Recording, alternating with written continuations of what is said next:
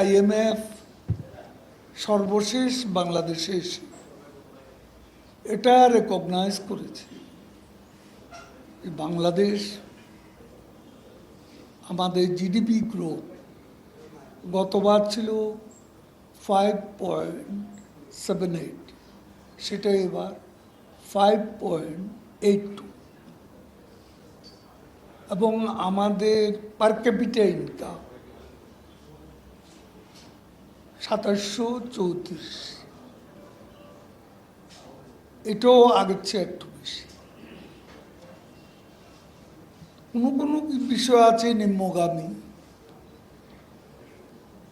ঊর্ধ্বগামীও, যদিও slowly but speedily এটা বাড়ছে, উন্নতির দিকে যাচ্ছে।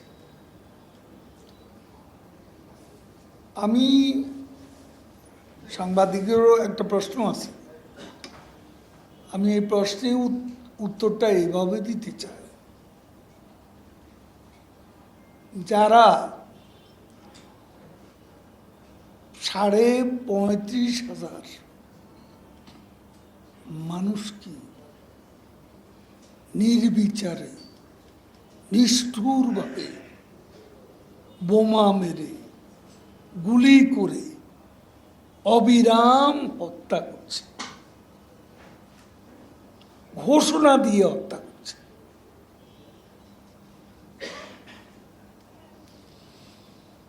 গাজার যে গণহত্যা,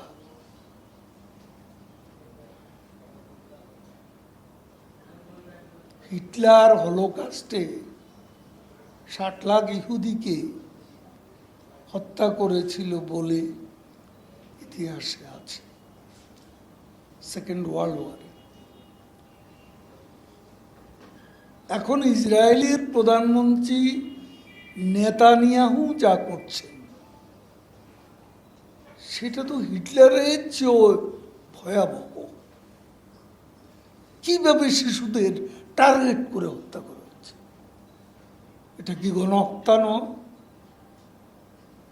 আর সেখানে সিজফায়ারের জন্য জাতিসংঘে অ্যাবস্টেইন করেছে যুক্তরাষ্ট্র, বাকিরা সিজফায়ারের পক্ষে ভোট দেওয়ার পরও ইসরায়েল তোয়াক্কা করে।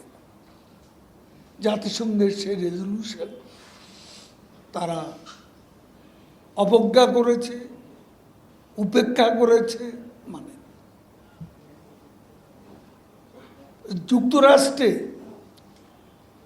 ছাত্রছাত্রীরা, এমনকি শিক্ষকরা